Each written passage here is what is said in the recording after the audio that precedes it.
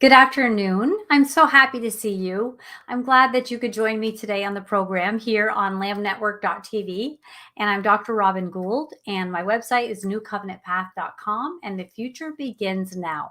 So I'm very excited to see you. I am excited to talk about the portion today and just make a few comments. And I will say I'm taking a big risk today because my dog is in the room because I am here alone, and usually we have to take care. We have a geriatric dog that takes a lot of attention, and if a leaf falls in Yemen, he barks. So we're just going to hope that I don't have any people at the door for shipments or whatever, and we're just going to have to hear the dog bark. But if we do, I apologize ahead of time. So we'll just hope that works out. But anyway, I'm so glad to see you. And I've had kind of a big week. I think I'm starting to thaw out a little bit. I don't know if you have noticed with people like yourself, your friends, or whatever, we're all starting to thaw out a little bit from just some shocking things happening around us and not really knowing how to respond all the time. Sometimes there's just this massive season of change and of sort of bizarre happenings, and the message really is to wait. And so I have this website, New Covenant Path, and I used to do like a weekly show that was actually Messianic Lamb Radio. It was just a radio podcast, and I would always put it on my website every week, and I was putting out blogs and doing things, and for a really long time I just really was not able to. I don't know. I think things were changing so fast and things were so chaotic. I just couldn't authentically put anything out. I couldn't do it, and that's very unusual for me. I usually had fairly good handle on being able to share my thoughts, but not the case. Not at all for a while. So anyway, I put my first blog out the other day in quite a long time, and I want to read it to you. It's short. It's a very short one, but I wanted to read it to you because I thought it spoke to the portion this week, as I feel like last week's portion, this week's portion. I mean, these themes always overlap, right? There's layers attached to how we actually read the Bible and understand it. But there was a massive connection between last week and this week. I wanted to tie together by actually reading you. I was actually just going to straight read you my blog. It's called The Camels Are Coming. And then I want to talk about it and get into just a part of the portion to go through, because this is such a meaty portion. Oh my goodness, there's so much we could talk about. But I'll read you this blog. Just it's on my website. You can go and review it if you want to. But here is what it says. The camels are coming.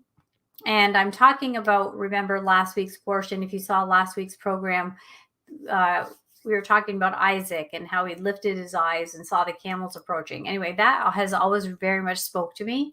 That really speaks to me in a very specific and profound way. It's very hard to articulate all the time, but it's a big part of when we shift in theology and shift in our understanding of something. That's to me what it looks. That's the picture that evokes in me, that story, very, very much so. So this is called The Camels Are Coming. So it was meant to be sent out as a blog. It's been a while since I've sent anything out. A needed dormancy overshadowed my abilities to go about in business as usual. A quiet chapter was written with fear and trembling. The mass cracks and a piece by piece falls to a ready ground. In this journey, the Torah portions have been my oxygen. I can almost smell the dirt the patriarchs churned over as they dug wells. I practically feel the dust stirred up from the roads they traveled on my own skin. From one day to the next, I wonder what I will encounter, eager to practice anchoring. I've had many half blogs simmering, but nothing formed to a shareable narrative. A hesitant hand reaches out, and seeking eyes hope to find you well. As Isaac sat in the field meditating and listening, so have I accommodated what stillness demands. Silence. I've been identifying with the middle patriarch and trying to be fluid, flexible, and trusting. I wouldn't say that has been an area of mastery for me in the past, but perhaps due to this season, I am unearthing the part of me planted by the Father that can wait, have restraint, and stand by. While I see what might be some camels approaching in the distance, the reminder is that the mission to turn the wheels of my destiny continues on, and that Eliezer is always successful when his will is to glorify the Master. Even when the field exists amid carnage and confusion, the camels will always eventually come, watered and laden with precisely what I need. They slowly advance toward me, barely distinguishable, but definitely there and moving closer. To my left is the task of relocating, which we're planning, and the doorway to a new level of compassion is to my right. And I have diligently picked that lock. The refreshing that has come from that entrance has been nothing short of astoundingly transformative. It's better to be kind than right. If you can't explain it, don't keep trying. Wait, and the winds of healing will blow across any field. If you have opened this door of courage, the pressure of false expectations of others will lift. The boundaries you need to set will not seem like an impossible undertaking, but more of an assignment to guide others to recognize where your field begins and theirs ends. In this autumn, the landscape will change. It's okay. Make the changes you must make to be anchored and steadfast. As everything that can be shaken has been shaken, you can remain firm and not shift with fear. In many ways, we won't recognize ourselves for a bit as we grow. The false self is forged in defense, whereas the true self emerges when we shed the sword of power struggles with others. The Father goes before us. So that's it. Something in the distance that I know is good moves toward me in this season of questions and suspension. I'm free to wait, not trapped in the unknown. The field is not a prison devoid of his presence. It is his lap where we sit, feeling his heartbeat, knowing that his arms are our shield. This might seem trite, but don't just endure, adjust, enjoy the field. Feel the bones of the earth. Lift your eyes, breathe deeply, prevail. The camels are coming. So it's actually a little bit of an emotional blog for me, but that's sort of how I feel in this stage, which is actually progress for me because I'm actually speaking out. Okay, I was not able to really articulate where I was coming from before in a blog form because when you type things, it's different than just saying things, right? We have a very conversational tone here on my program, which I like. But writing things just seems so much more official.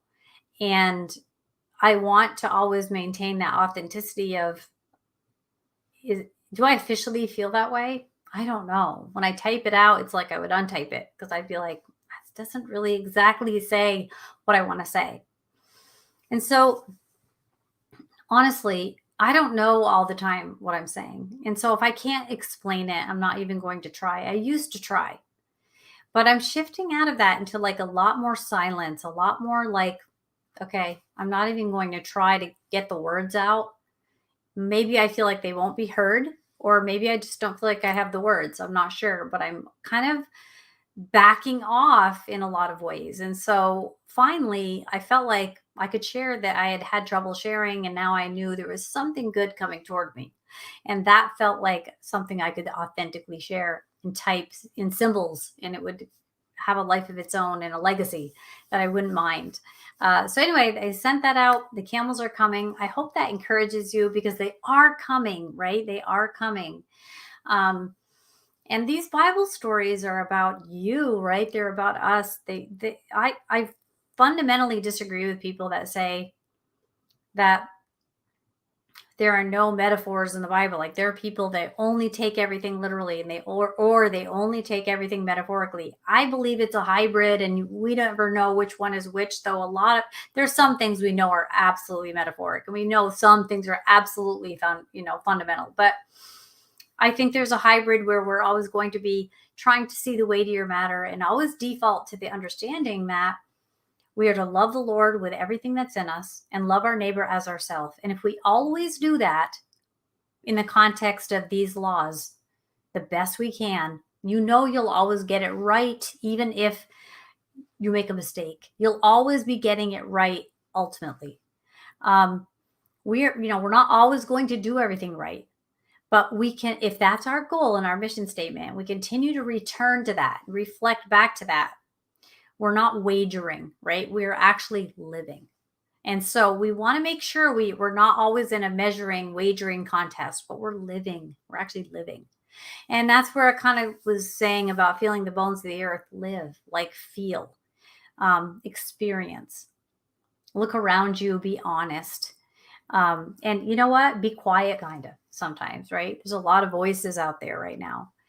And that kind of leads me to the part of the portion that I want to talk about today. And I want to cover this. And, I hear a lot of people like my notes over here. I guess I'm not even going to use them. I'm just going to put them aside. I'm just going to wing it, I guess, more. But Genesis 28, verse 10. You hear a lot of people talk about Jacob and this, this wrestling and this rock at his head and everything. And I have really enjoyed listening to particularly Bill Cloud teach on this. I mean, I've probably heard him teach on this like 10 times because it's a theme he finds fascinating himself, and I believe a lot of the things that he gleans from this, and it resonates very strongly with me. And so here, let me read verse 10. I'm just going to read a small part of this, and then let's talk about it. I'm just going to kind of give you my view on it. Verse 10, Jacob left Beersheba and went toward Haran. And he came to a certain place. So they're identifying that this is a premeditated specific spot, and stayed there that night. So this just already tells me that the wheels of his destiny are turning and he's on his blessing path and he's stopping where he needs to stop because something's going to happen, a certain place, and stayed there that night because the sun had set. So the text goes out of its way to tell you he stayed there that night because the sun had set. So this was a certain place already picked out for him. And he, as he walked, defaulted to staying there based on the luminaries, based on the what was happening around him. So he was in the right place at the right time because he was walking at the right pace on the right road, and the sun was setting. So this is where he stayed. So this tells me the Father set this up. Okay, I take comfort in that. Taking one of the stones of the place, he put it under his head and lay down in that place to sleep. Now, what Bill Cloud teaches here, and maybe others, but I listen to Bill on this. He talks about how Jacob was, his name can mean supplanter. Some people think it means that, and some people, but it can mean heel catcher or heel on head, right? So it's like Bill will teach about this. Go and watch him. I'm not going to do it justice. I'm only going to say a few sentences. Listen to Bill teach this whole thing. But he talks about how this stone was put to protect his head because the adversary would seek to crush the head, right? The head would be, we'd crush the head of the adversary.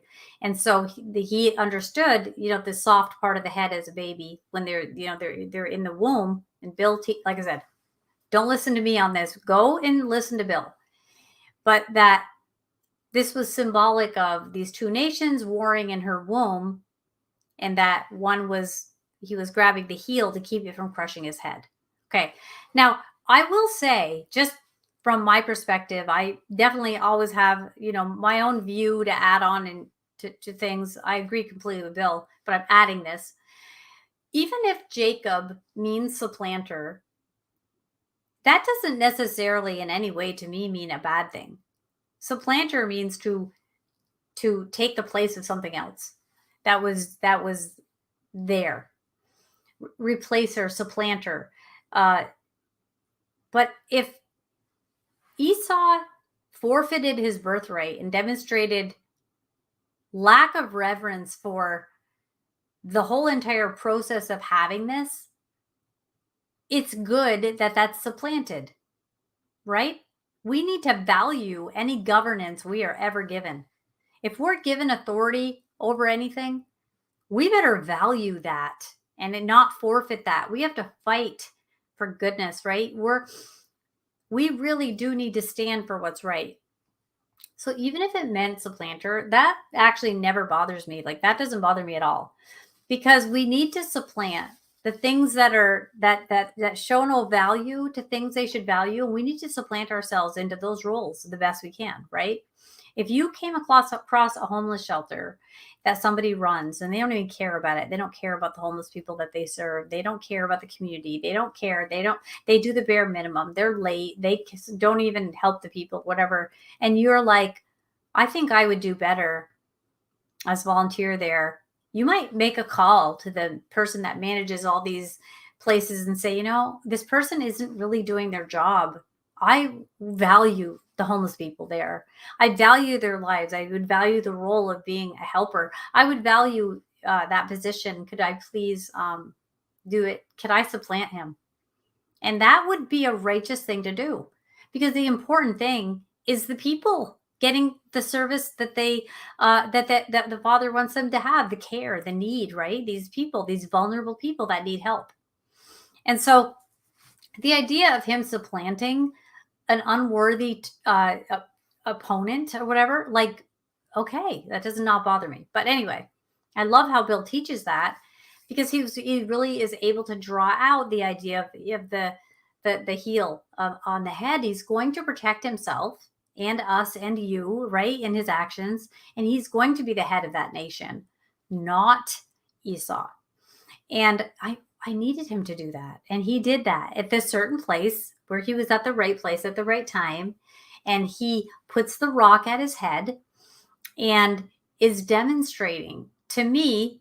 Stones are those anchoring things, or the opposite of the bricks made in Egypt, right? You can put all this together. A stone is very special.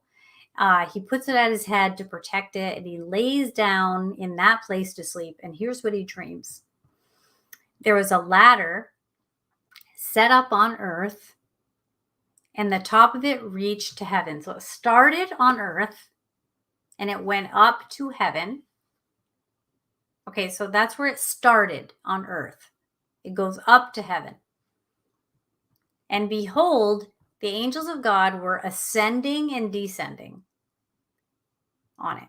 So what that tells me is that the desires of someone on earth, Jacob, opened up that door to heaven, where there was this exchange of angels ascending and descending. And behold, the Lord stood above it and said, I am the Lord, the God of Abraham, your father, and the God of Isaac.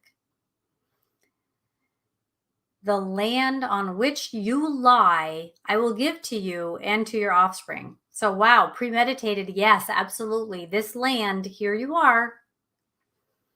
The sun is setting, which means it's a new day.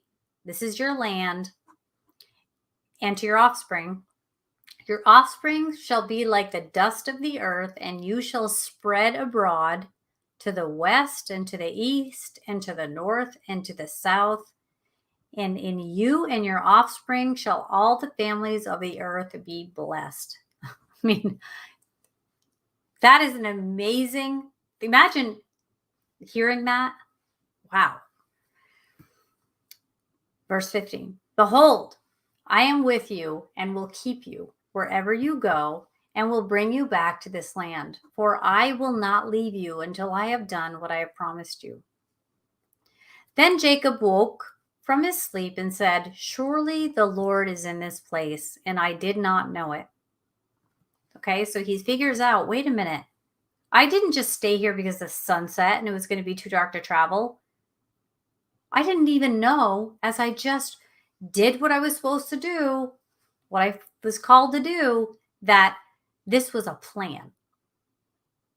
And he was afraid and said, "How awesome is this place?" Now, the word afraid there, right, would be reverent. He was aware of the significance of this situation. And the opposite of Esau, he was, this is big, right? He says, "How awesome is this place? This is none other than the house of God, and this is the gate of heaven." Wow. All right.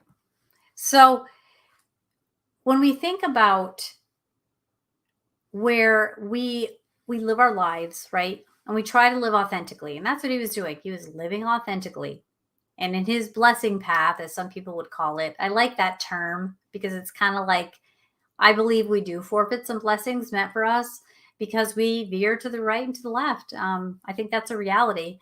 I think that all things work toward the good for those who believe and are called for his purpose, for sure. The good. It doesn't mean the planned or the best, but it will work. Things will work, right?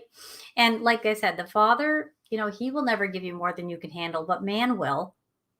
And we are dealing on a toxic planet where people break Torah laws every day, constantly, and we have to deal with that. And the Father doesn't insert his free agency or himself above our free agency, right? Because there's got to be something in it for him. I was actually just having this conversation with someone before I came on, just like a few minutes ago. There's got to be something in it for him, from my perspective. And this is where we understand authenticity can only come from an authentic heart, right? And so what does the Father seek? He seeks our authentic love.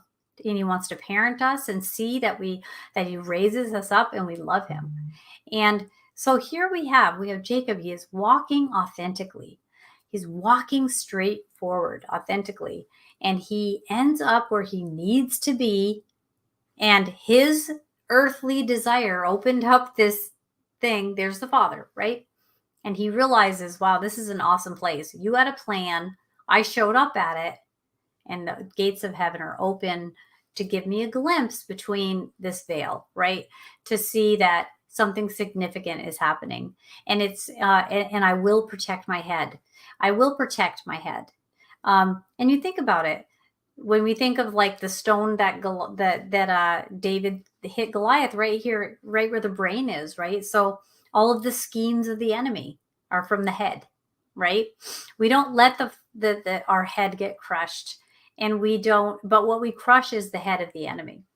But we are not enemies of God. So our head is worth that stone to be protected. And on that place, in that blessing path, there was a stone to protect his head. So like I said, go listen to Bill. I didn't do any of that justice, but I just wanted to touch on it because it kind of it leads into what I'm talking about here about power.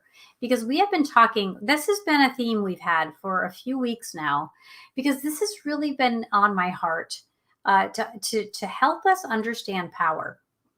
And so we've talked in the last few programs about the beast in us, right? The beast nature that we all have, because we have a common designer to beast. We have the same designer, but we are not beasts. We are people. We are humans. Human beings are not beasts. We're created on the same day as beasts. But remember how the Lord Adam couldn't find a partner equal to him. And that's where he took Chava from him and put them together, and they were united as one, right? But the beast nature, which we don't want to succumb to, now there are aspects, and you learn about this in the creation gospel.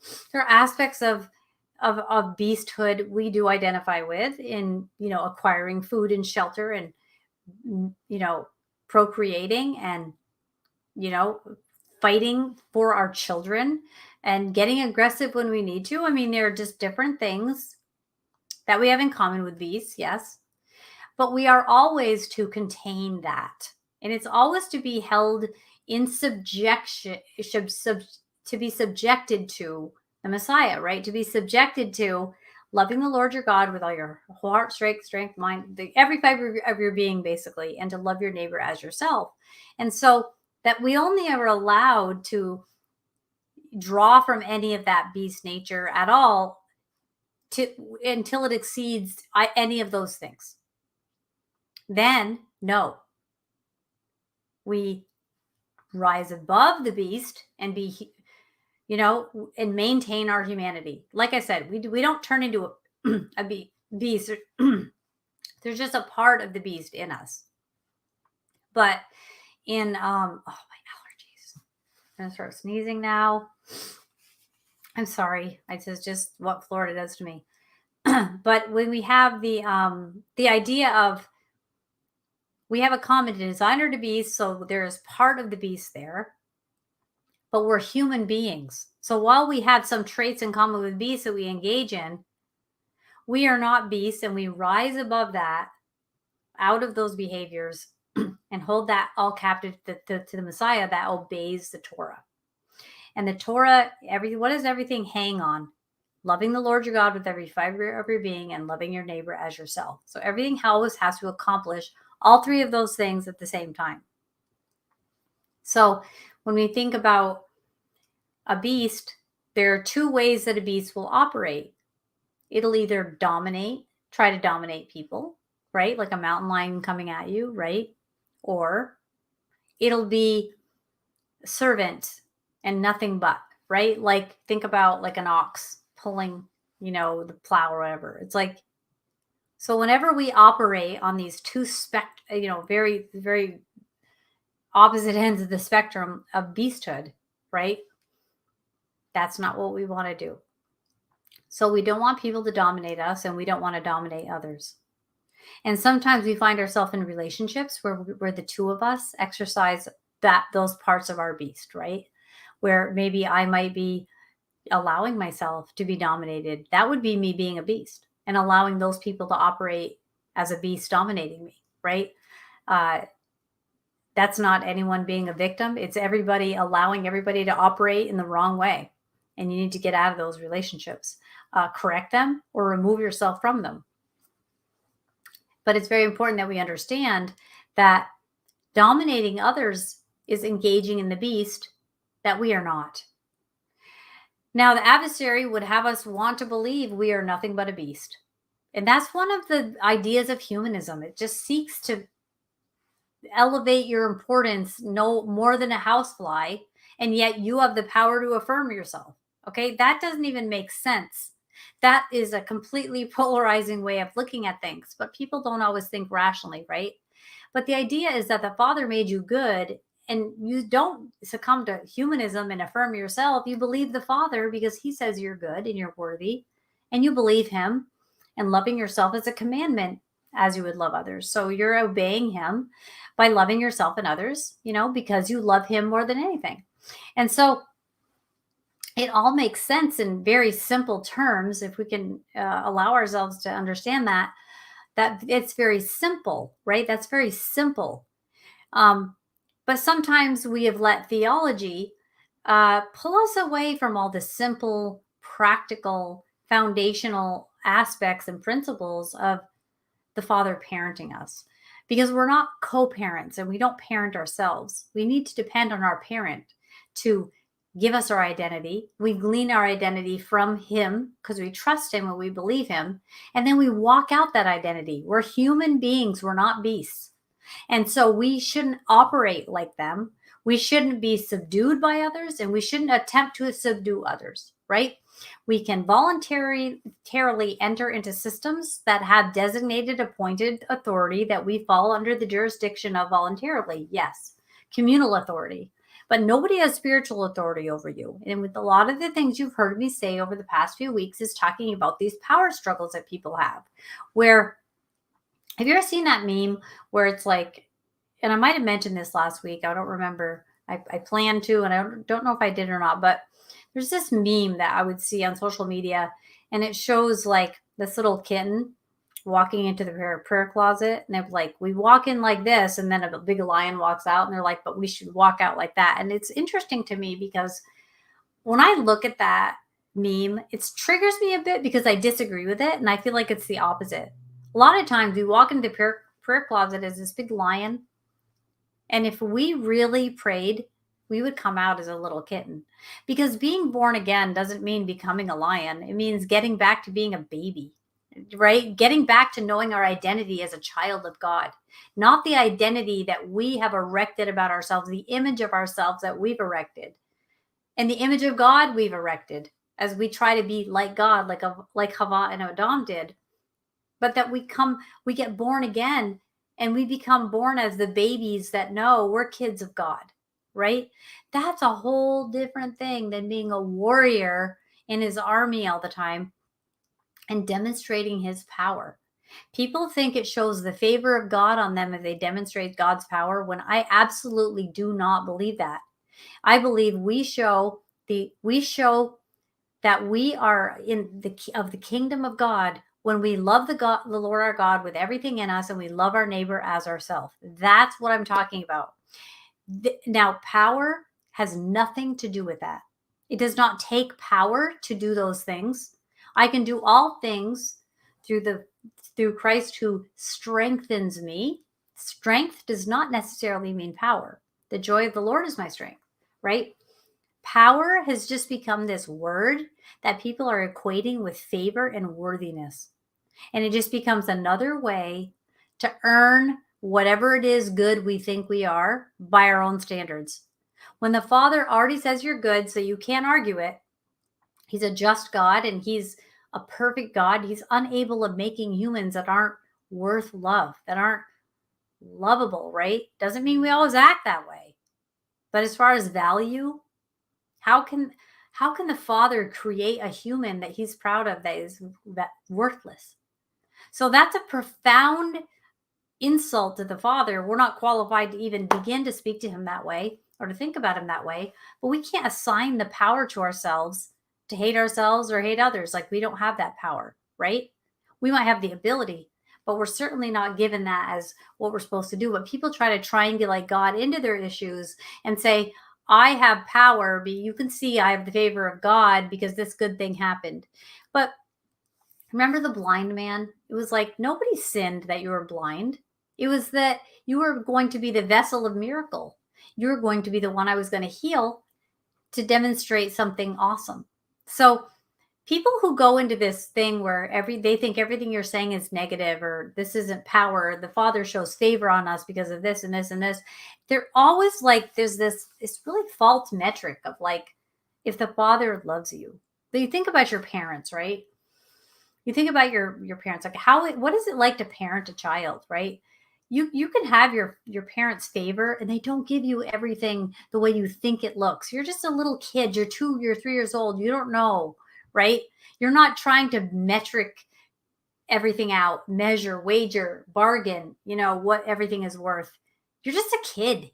You're just a child of God. You're just looking at him as the one who gives the directions, who loves you, whose lap you crawl in for safety, and he tells you how it works. And really, that's the life of the believer. That's the kingdom of God. That's within you. It's in your midst. It's not something you have to run around to find. It's right here inside. And so being born again, once you're old, get young. What does it mean to be young? Be that fresh, young, trusting child, not the one that's like, hey, I know how to heal people and I deliver people and I do all these things. Yeshua is like, who are you? Because that's not who I made. The Father didn't make this power figure. He made people that he loves and gave them roles. And if they fulfilled those roles, great. But when they stepped out of their role and they wanted to be like him, be powerful, look what happened. So we're really deceived about this whole power trip. And this is where a lot of this charismatic stuff comes from. Not all of it, but some of this comes from just a real show-offy, I am important, and you can see the Father loves me because I have these demonstrative abilities. When really the fruits of the Spirit aren't those things at all. They're almost the opposite of those things. It's not even caring if you have those things. And greater are things that you'll do than me. It's like, what are the greater things? Love, mercy, long suffering, compassion. Like, these are the weightier matters. Okay. So, power, the joy of the Lord is my strength. When you look upon another member of his family that he made and you love them and you're like going to help them, Father's joyful at your strength. And you're strong because he's joyful. Because what are you doing? You're loving your neighbors yourself because you really love him. Because he made people and he loves people. Now, that doesn't mean you always get along with all people or that you're all compatible with all people. Yes, there are people, there are times, like even in a single household, you can say, well, that's my brother and I love my brother, but boy, he's grumpy in the morning, so I don't go around him. I wait till afternoon and we'll have our chat or whatever, or this is how we interact or whatever. And there are going to be people in this earth you're not compatible with, and they're not doing the work to move forward. They're too busy insulting and wagering and bargaining. Oh my goodness, it's so exhausting. When you find people like that, you can even really love them, and it can be like people you care about, but you just can't do it anymore. And you have to, they're like, please don't, make everything I say have to walk on all fours. When we're talking about loving people, you can still love people and not really have the wherewithal to interact with them on a regular basis because it's just too hard, and you're just going to love each other more from afar. That's not making excuses. That's not overcoming things. It's just sometimes people have different roles. But I think it's good if we pray for people that we don't get along with and just pray that peace is restored in some way, whatever that looks like, and just being open to whatever is going to happen. Like I said, I'm going to be on my blessing path walking. I'm going to get to a certain place, and because the sunset, I'm going to camp there, and it might just be where heaven and earth opens up because I had the desire. Because the Father says, oh, good, look, she wants it. I'm not forcing it on her. She wants to see something beyond this earthly experience here. She wants to see a little touch of heaven. Well, you know what? I want to see that. And the camels are coming, so I want to lift my eyes and I want to see the camels coming. I want to see them coming toward me. And so that's what happened, I think, here with Jacob. He was just having that time, but he didn't walk out to the field to sit to meditate. The field came to him as he journeyed. He was moving, from one place to the next, and he stopped where he was supposed to stop, and this was already planned. So sometimes you're going to land somewhere and the sun's going to be setting and it's time to, I guess must be time to camp. And where you camp, there's going to be a stone to protect yourself, and you're going to realize that this was a big event and the Father is going to have something to say to you, and you're going to see that connection. But it started from earth, it went up to heaven, and then you start seeing this exchange from the earth to the heaven. And that's exciting, right? That's exciting. And I love Jacob for that reason. So whether or not he supplanted, good. I think that was the right thing to do. Whether or not it was all about the heel, maybe it was both. Maybe he's the heel catching supplanter, right? That's fine too. But are you getting a picture of this power struggle? Like, if anybody, I don't think the chat's on, but let me see here. Let me check just in case it is. Let's see if anything, I don't think if they're on, I don't think I can see them. Let's see. Oh, yes, I am. Okay, Misty, I'm a ladybug. So excellent. Yes, value. That's that because good came. Yes. Looking at him protecting his head. Could it be also the protection of the lineage? Absolutely. I completely, absolutely 100% believe that. Completely believe that, because that's a message of the Father. This place is set up because I've already planned to protect your lineage, right? There's a stone here for your head. Your head will rest here in this divine place. And I want you to know I'm always going to bring you where you need to be. And this is the land I'm going to give you for you and your offspring. And right, exactly, protecting the lineage. And so some people think, well, okay, so this is all about DNA and lineage, and like I'm sure you know, lineage can mean a lot of things, but legacies and lineages and names is a structure, right? There needs to be a structure of who is given what. I love how the priesthood is not something you vote people in for. It's you're born into it. So there's never a competition. It's like it just erases competition. You don't elect Levites. They're born that way. Um, and so that's their role. So there's an election you don't have to have or worry about cheating in, right? There's just the lottery and when they would serve and all of that. But yes, I think that protecting his head from the adversary is absolutely to protect his lineage, because the offspring that's going to possess the land and own the land that he's given, they have to, that's good, that's coming from him. And so he's like, you know, he's like, I'm the father of Abraham and Isaac and your offspring. So this is how the patriarchs get formed into that three chords, right? That the three patriarchs, right? These important men that were so pivotal in the wheels turning of our destiny. So yeah, that's great. Thank you for mentioning that. I always love when people comment. It's always fun. I can't always like go and see them. Sometimes I can and sometimes I can't. But anyway. So what do you think about the power struggle stuff? Like, is this resonating with you? Is this convicting you? Is this comforting you? Are you seeing in your life people that you have kind of given spiritual authority to them? You have endured far too long their rants and their power? Or were you that person that was pushing ideas on them all the time, or always trying to make them do it your way? Like, is that something that you've gone through or that you've lived through? Are these churches that you've needed to get out of, like, because that was this false sense of authority that they had? I remember at one time I'm at this church that I had gone to a long time ago, and I might have shared this story before. Nope, I think I shared it in another forum. But I remember this one day, I was kind of sort of figuring out that it really wasn't the place for me to be. But as I was figuring this out one day, one of the clinchers, really, you know, where we were sitting in service, and it's actually a very beautiful speaker. The person that did the teaching was a beautiful, beautiful speaker. But one of the parishioners stood up and said, "I have something to say." And they got up and they said, you know, that they felt the father had said, I don't believe the father said this to them. I don't know. Maybe he did to get me out of there. I don't know. Whatever. But she's like, the father is very unhappy with people in this church that go, and she uses the word whoring around. That was the word she used. Sorry, PG show, but whoring around visiting these other churches when you need to come and stay here.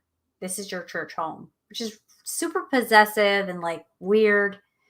And I remember the person that did the leading said, yes, I don't understand these people that go and dip in other vineyards. And I'm thinking, what are you talking about? So later, the leadership asked me, like, what do you think? Like, that seemed like she had some harsh words, but we agree with them. But what do you think?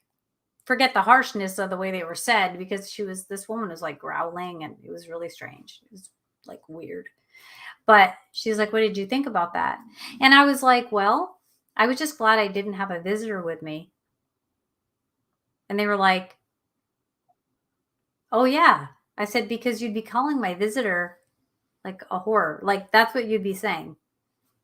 And then it was kind of almost lost on them prior to that statement I made, like, oh yeah, we're kind of thinking we're the only church, like the only good place to be. Like, what are you talking about? If I had a visitor, you'd be calling them about that they were cheating on their old church by even coming to see what you're about. And we're all in the kingdom, right? Like, that whole thing really bothered me. And then I just stopped going. I, did my own thing. Like, I made changes, actually ended up doing our own Shabbat fellowship.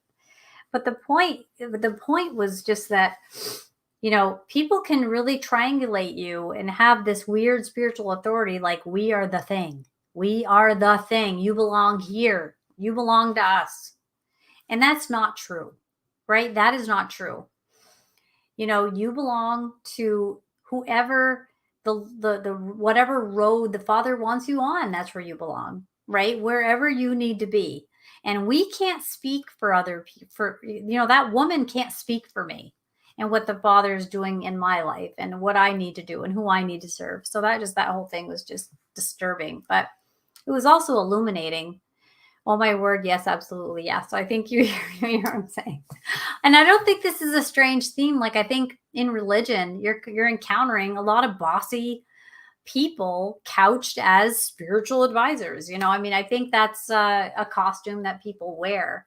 And it's sad because it gives people a distaste for God himself when, you wouldn't go to a restaurant and then the chef makes a delicious meal and the waiter spits in it on the way to the table, that you're going to be like hating the chef. You might not want to go back to the restaurant though, right?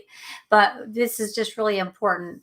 These principles that we're talking about is spiritual authority. And there are people, they just operate in that part of the beast. You've seen the memes where they show like a horse chained to a plastic lawn chair. That horse isn't even aware that they can just walk away, but they're a servant of an animal, right? In the shape of a horse. So we ride them, right? They're made for us to ride and enjoy and have a bond with. And we enjoy beasts, right? We enjoy our animals and everything, but we aren't to act like them. We're not to act like an animal that can be chained to a lawn chair, or a cougar that attacks and lawnmower. The cougar that attacks, right, and rips someone apart. But unfortunately, we see that in religious systems a lot. These people, they have powerhouses, they're like places of power. And you just even get this idea of like people that speak from the belly versus the heart. Like the beast is all about like the belly, the appetites.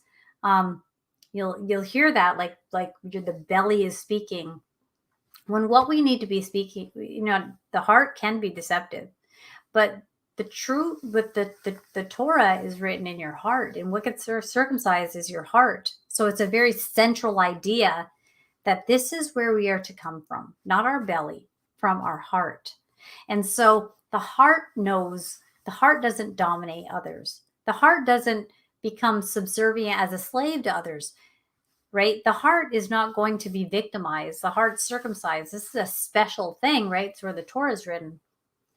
So, we don't want the appetites of the beast, this dominant, shaming beast that we can be, or this people-pleasing, just sort of like, I'll say anything you want me to say if you'll just stop talking. These are two parts of humanity. We don't need to operate in that, because that's beastity, not humanity, right?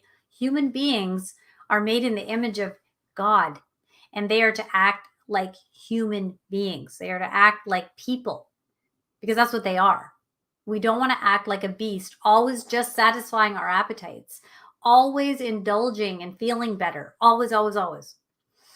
Now, yes, it is good to rest and refresh and enjoy and have olive oil and bread and wine and like food that we love and friends and laugh. And this is all very important.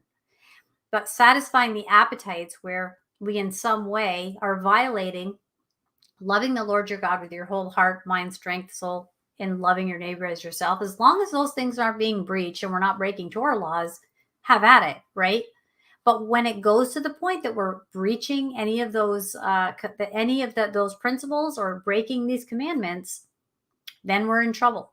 Now, there's always the weightier matter in the spirit of the law, because the midwives lied and were blessed with homes of their own because they understood the weightier matter of life. And we always have to operate in that wisdom, right? That's wisdom. That's the wisdom we need.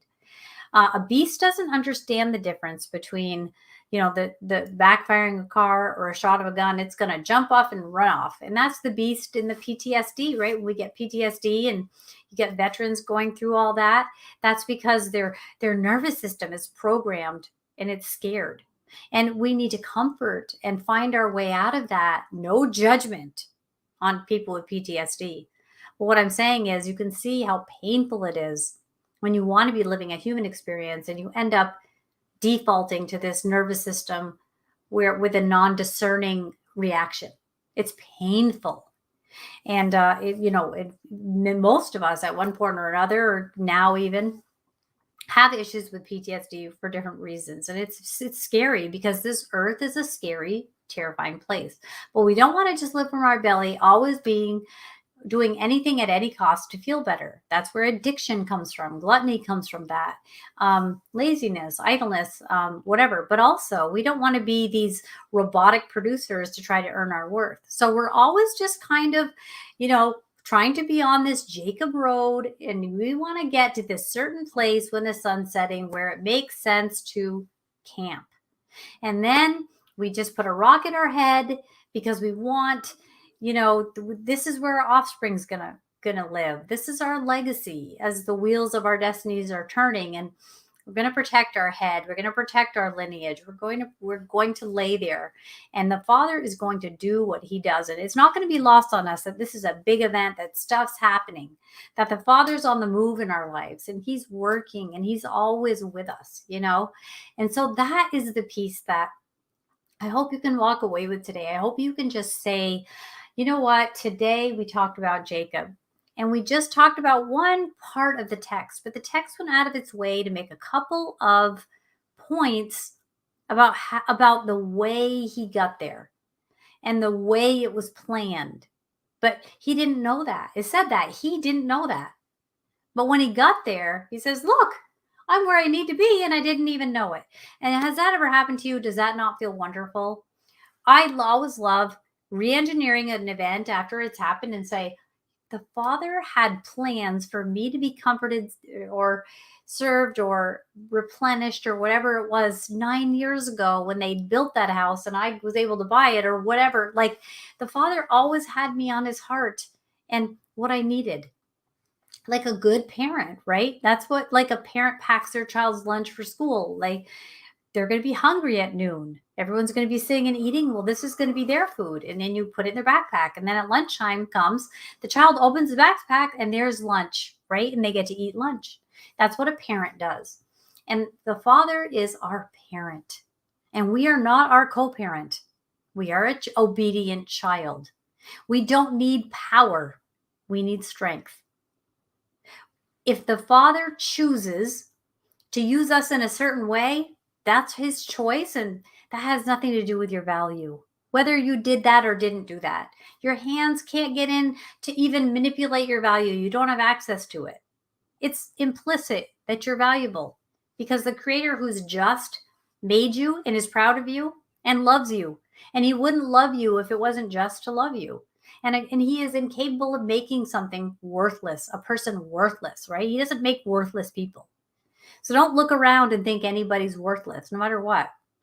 You are not qualified to judge good and evil. You're only qualified to assess right and wrong. But beyond that, we are not going to be like Adam and Chava and think we can know the difference between good and evil and put ourselves in the judge's seat. We are not the judge.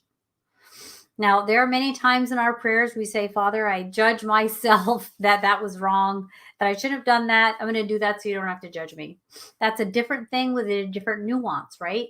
Ultimately, the judge of all that is the Father. We shuva every time we think we've done something wrong. Like, the Father, I shouldn't have said whatever. I shouldn't have gone there. I shouldn't have gossiped in that way. I shouldn't have insulted that person. I should have kept it to myself. I didn't need to jump in and interrupt or whatever. And we're going to tshuva, whatever that is, whatever that sin or that thing we did wrong, where we missed the mark or whatever, we're going to do that. But we're going to always know that the Father is that ultimate judge, and we are going to just back off. We're going to accept forgiveness, and we're not going to continue to penalize ourselves because we are not God. We are not going to be a co-parent. We're not going to hold things against ourselves. We're going to learn and not go back to the behavior we did that we repented for sure. And sometimes we do, and we repent again. We continue, Father, help us, right? But we don't have the power. We're not allotted the power and assigned the power to be the judge, even against ourselves. But we're always measuring how our behavior, right? That's one thing that we are always trying to do. Yes, Abba, give me strength. Yes, exactly. We are seeking for strength, not power. Power has just really become this dirty word in religion, and I think that's why Yeshua really goes out of his way to say that, I really don't care what power you're manifesting. I don't care about that. Are you loving people, and are you not succumbing to the beast? Are you not succumbing to that? And he didn't, right? Sometimes he turned over the tables and whipped people. Yeah, he did stuff. Yeah. And there are times he had the little children on his lap because he knew he had the wisdom to know when he had to supplant bad people with good things, and when he had to protect the head of those that the heel would crush, right? He's our ultimate shield, right? And our ultimate hug and our ultimate conviction, because the Messiah was all things and continues to be. Anyway, so that's what I wanted to share today in the portion, which I felt like led into reading the portion with more discernment, or you know what I mean, just more of an understanding that this is all just by design, and some of it is just by default, and some of it's just consequences, and it's not for us to try to always figure that out.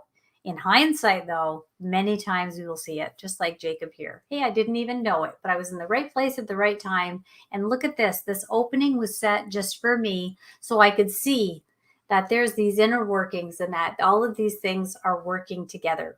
And so, yeah, it's kind of cool. I think it's cool. I think that you just really can't even get anything better than the Torah ever.